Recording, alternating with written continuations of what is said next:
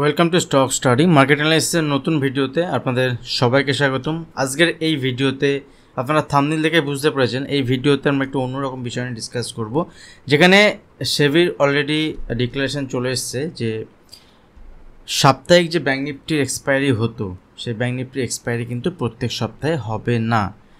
সেক্ষেত্রে নিফটির এক্সপায়ারি প্রত্যেক সপ্তাহে হবে। উইকলি এক্সপায়ারি, যেখানে ব্যাঙ্ক নিফটি আমরা দেখেছি ব্যাঙ্ক নিফটিতে উইকলি এক্সপায়ারি হতো এবং নিফটিতে উইকলি এক্সপায়ারি পরে ইন্ট্রোডিউস হয় মার্কেটে।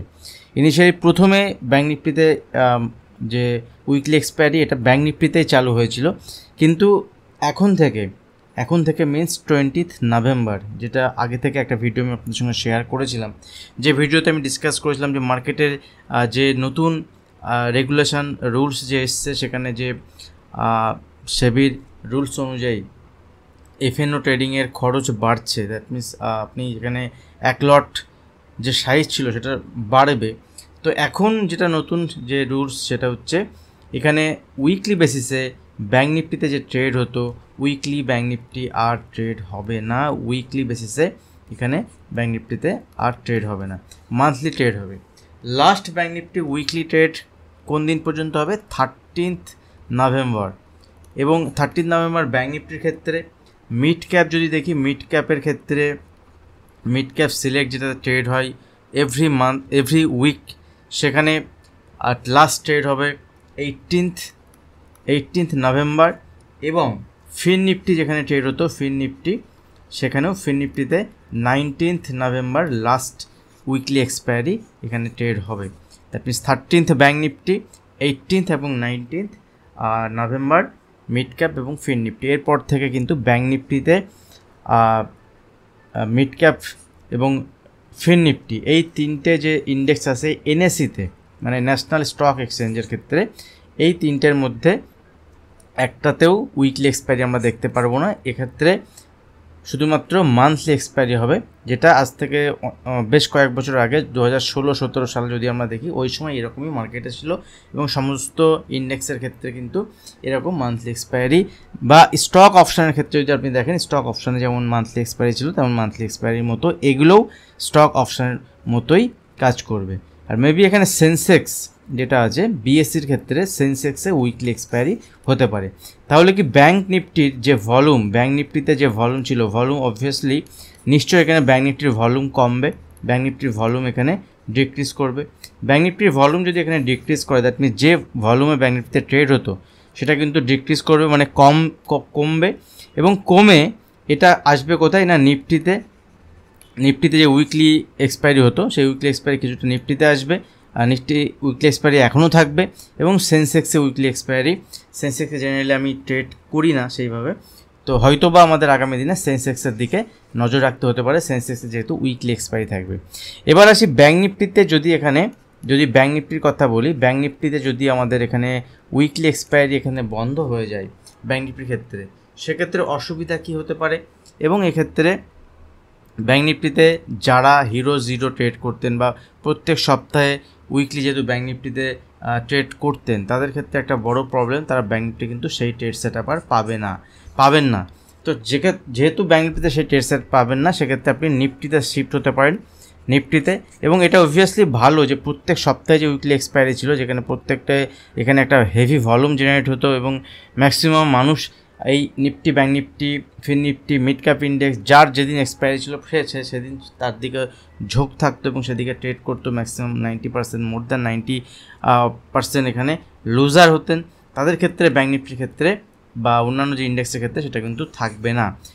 তাই বলে কি ব্যাঙ্ক নিফটি থেকে ডেলি ট্রেড করা যাবে না? ব্যাঙ্ক নিফটিতে ডেলি ট্রেড করা যাবে। দেখুন, ব্যাঙ্ক নিফটি যদি আপনি ট্রেড করতে চান, যে স্পাইক মাঝে মাঝে ব্যাঙ্ক নিফটিতে উপরে নিচে আমরা দেখতাম, উপরে নিচে মাঝে মাঝে যে ব্যাঙ্ক নিফটি উপরে নিচে যে মুভমেন্ট হতো, সেই মুভমেন্টটা মেবি ব্যাঙ্ক নিফটিতে আর থাকবে না এবং এই মুভমেন্টটা কিন্তু কমবে। এবং সেন্সেক্সের ক্ষেত্রে যদি আমরা দেখি, সেন্সেক্সের এখানে যেহেতু উইকলি এক্সপায়ারি থাকবে, তো ব্যাঙ্ক নিফটি থেকে যদি ভলিউম শিফট হয় সেন্সেক্সের দিকে বা নিফটির দিকে, সেক্ষেত্রে আমরা দেখতে পারবো যে নিফটি এবং সেন্সেক্সের এখানে ভলিউম বাড়বে, এখানে ট্রেড ভলিউম বাড়বে এবং তার ফলে সেন্সেক্সের কিন্তু একটা ভোলাটাইল মুভমেন্ট যেমনটি হতো সেন্সেক্সের যদি আপনি চার্ট দেখেন বা সেন্সেক্স যদি আপনি ট্রেড করেন যখন তখন যেদিকে যেমন তেমন মুভমেন্ট হতো, যেহেতু ভলিউম কম ছিল সেটা হয়তো বিএসসির সেন্সেক্সে এখানে কম হবে আগামী দিনে। তো সেক্ষেত্রে আমরা দেখব আগামী দিনে সেন্সেক্সে কেমন মুভমেন্ট হচ্ছে, বা ব্যাঙ্ক নিফটিতে যদি আপনি ট্রেড সেটা প্ল্যান করতে চান পজিশনাল বেসিসে, কারণ ম্যাক্সিমাম প্রবলেম যেটা ব্যাঙ্ক নিফটিতে হতো বা উইকলি বেসিসে যেটা ম্যাক্সিমাম প্রবলেম হতো, সাপ্তাহিক যে ম্যাক্সিমাম প্রবলেম যেটা হতো সেটা হচ্ছে থিটা ডিকে। ঠিক আছে, থিটা ডিকে মানে এখানে প্রিমিয়ামের ভ্যালু কমে যাওয়া। এই প্রিমিয়ামের ভ্যালুটা কিন্তু হঠাৎ কমবে না। সেক্ষেত্রে যখন প্রিমিয়ামের ভ্যালু হঠাৎ করে কমবে না, সেক্ষেত্রে আপনারা পজিশনাল বেসিসে প্ল্যান করতে পারেন, বা ইন্টারডে বেসিসেও যারা নিফটি ব্যাঙ্ক নিফটিতে ট্রেড করবেন সেক্ষেত্রে ইন্টারডে বেসিসেও আপনি এখানে ট্রেড প্ল্যান করতে পারেন। সেক্ষেত্রে প্রিমিয়ামের যে আনাপ মুভমেন্ট হতো, মানে দ্যাট মিনস এখানে যে হঠাৎ করে প্রিমিয়ামের যে 100 পয়েন্ট 150 পয়েন্ট মুভমেন্ট হয়ে যেত, 200 পয়েন্টের মুভমেন্ট হতো, সেটা হয়তো বা হবে না। বাট রেগুলার বেসিসে ইনকাম যদি জেনারেট করতে চান, সেট আপ চেঞ্জ হয়ে যাবে। যে সেট আপে আগে কাজ করতাম, যে সেট আপে আগে মুভমেন্ট দেখতাম, সেই সেট আপ থাকবে না। আর আপনারা যারা আমার সঙ্গে যুক্ত আছেন প্রিমিয়াম গ্রুপ, তারা যারা জানেন যে আমি ম্যাক্সিমাম অপশন ট্রেড যখন করি সেক্ষেত্রে নিফটি ব্যাঙ্ক নিফটিতে একটা দুটো ট্রেড সেট আপ তো দেখাই যায় প্রত্যেক দিনে, বাট ম্যাক্সিমাম স্টক যদি আপনি দেখেন, স্টকের ক্ষেত্রে কিন্তু এখানে স্টক অপশনে যদি আপনি কাজ করেন তাহলে মোর দ্যান 180 স্টক আছে যেগুলো ইন্টারডেতে আপনারা কাজ করতে পারেন, এবং ইন্টারডে স্টকের মুভমেন্ট হয় 2%, 3%, 4%, 5% এবং তার বেশি মুভমেন্টও হয়। সেক্ষেত্রে স্টক অপশনের কিন্তু এখানে আরও কিছুটা ভলিউম বাড়তে পারে, যেহেতু ব্যাঙ্ক নিফটি থেকে মানুষের এখান থেকে ব্যাঙ্ক নিফটির ডেলি এক্সপায়ারি উইকলি এক্সপায়ারি যেটা ছিল সেটা যদি এখান থেকে মানে বন্ধ হয়ে যায় তাহলে তার কিছুটা ভলিউম কিন্তু স্টক অপশানের দিকেও পড়বে।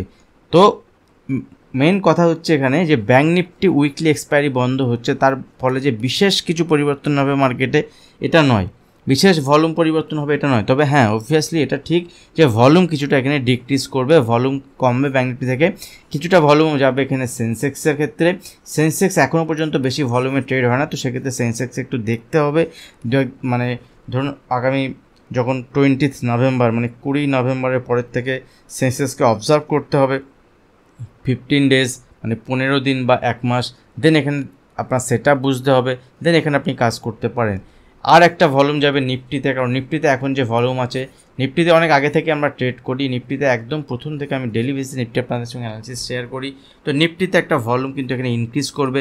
সেক্ষেত্রে যখনই নিফটিতে ভলিউম ইনক্রিজ করবে সেক্ষেত্রে নিফটির বিহেভিয়ারাল কিছু চেঞ্জ হবে, এবং এক্ষেত্রে যখন চেঞ্জ হবে ফিন নিফটিতে একটা ভলিউম হতো, মিড ক্যাপ সিলেক্ট একটা ভলিউম হতো, সেই ভলিউমগুলো আস্তে আস্তে কমবে, কারণ ওখানেও কিন্তু মান্থলি এক্সপায়ারি শুরু হচ্ছে। মান্থলি এক্সপায়ারি যেমন ছিল তার সঙ্গে উইকলি এক্সপায়ারি ছিল, তো তার সঙ্গে এখানেও কিছুটা ভলিউম কমবে। যখন এখানেও ভলিউম কমবে সেই সঙ্গে নিফটিতে ভলিউম বাড়বে, এবং আরেকটা জায়গাতে ভলিউম বাড়বে সেটা হচ্ছে স্টক অপশান। তো মেন কথা হচ্ছে এটা যে এই তিনটাতে যেমন ভলিউম বাড়বে, ঠিক আছে, স্টক অপশানের ক্ষেত্রে সেক্ষেত্রে ট্রেডিং অপরচুনিটি আপনার বাড়বে। বাট যখনই এই চেঞ্জেসটা আসবে, যখনই মার্কেটে চেঞ্জেসটা আসবে, আসার পরে আপনাকে অবজার্ভ করতে হবে। অলরেডি স্টক অপশানে তো একটা সেট আপ আমাদের আছে, স্টক অপশানে আমি কাজ করি, তো আমার সঙ্গে যারা যুক্ত আছেন তারা জানেন স্টক অপশানে ঠিকঠাক আছে, নিফটিতেও সব ঠিকঠাক আছে, বা সেন্সেক্সের একটা প্রবলেম হতে পারে, আর ব্যাঙ্ক নিফটিতে একটা প্রবলেম, যেটা ব্যাঙ্ক নিফটিতে আমরা দেখতাম যে ভলিউম ছিল, সেই ভলিউম যখনই চেঞ্জ হবে সেক্ষেত্রে ব্যাঙ্ক নিফটি কিন্তু প্রবলেম আসবে, ব্যাঙ্ক নিফটিতে কিন্তু সেই ভলিউম থাকবে না, ব্যাঙ্ক নিফটিতে মুভমেন্ট কিছুটা হলেও কমবে। তো এইগুলো নজরে থাকবে আগামী দিনে, আর আমি তো রেগুলার বেসিসে আপনাদের সঙ্গে ভিডিও শেয়ার করতে থাকবো, আর নিফটি অ্যানালিসিস ভিডিও যেমন থাকে তেমন থাকবে। আগামী দিনে চেষ্টা করব সেন্সেক্স যদি এখানে ট্রেডেবল হয়, মানে সেন্সেক্স যদি ট্রেড করা সম্ভব হয়, ভলিউম যদি সেভাবে বাড়ে, আগামী দিনে সেন্সেক্স অ্যানালিসিস ভিডিও আসবে। যদি ভিডিও ভালো লাগে অবশ্যই ভিডিওতে লাইক করবেন, যারা এখন চ্যানেল সাবস্ক্রাইব করেন চ্যানেল সাবস্ক্রাইব করে চ্যানেল অবশ্যই বেল আইকন প্রেস করবেন, তাহলে যখন নতুন ভিডিও আপলোড করবো আপনার কাছে নোটিফিকেশন পৌঁছে যাবে। আজ ভিডিও এখানে শেষ করছি। আর যারা অ্যানালিসিস ভিডিও দেখতে চান তারা গতকাল একটা ভিডিও আমি শেয়ার করেছি, নিফটি ব্যাঙ্ক নিফটি কীভাবে ট্রেড প্ল্যান করবো, সেক্ষেত্রে ইম্পর্টেন্ট লেভেল কী থাকবে আগামী সপ্তাহের জন্য আমি ডিসকাশন করেছি, সেই ভিডিওটি দেখতে পারেন। আর ইন্টারডে আগামীকাল যেহেতু মার্কেট এখনও আজকে গ্যাপ আপ দেখাচ্ছে, আগামীকাল সকালে মর্নিংয়ে কোথায় ওপেন হয় সেটা ইম্পর্টেন্ট। ইন্টারডে বেসিসে আমি আপডেট শেয়ার করতে থাকি প্রিমিয়াম গ্রুপে। যারা প্রিমিয়াম গ্রুপে জয়েন হতে চান তারা ভিডিও নিচে ডিসক্রিপশন বক্সে আপস্টক্স বা অ্যালায়েন্সগুলোর অ্যাকাউন্ট ওপেনিং লিঙ্ক আছে, ওখান থেকে অ্যাকাউন্ট ওপেন করে যদি আপনি ট্রেড করেন, অপশানে যদি আপনি কাজ করেন, সেক্ষেত্রে প্রিমিয়াম গ্রুপ সম্পূর্ণ আপনার জন্য ফ্রি থাকবে, সেক্ষেত্রে আপনি কাজ করতে পারেন। আর আজ ভিডিও এখানে শেষ করছি, দেখা হবে নেক্সট ভিডিওতে। ধন্যবাদ।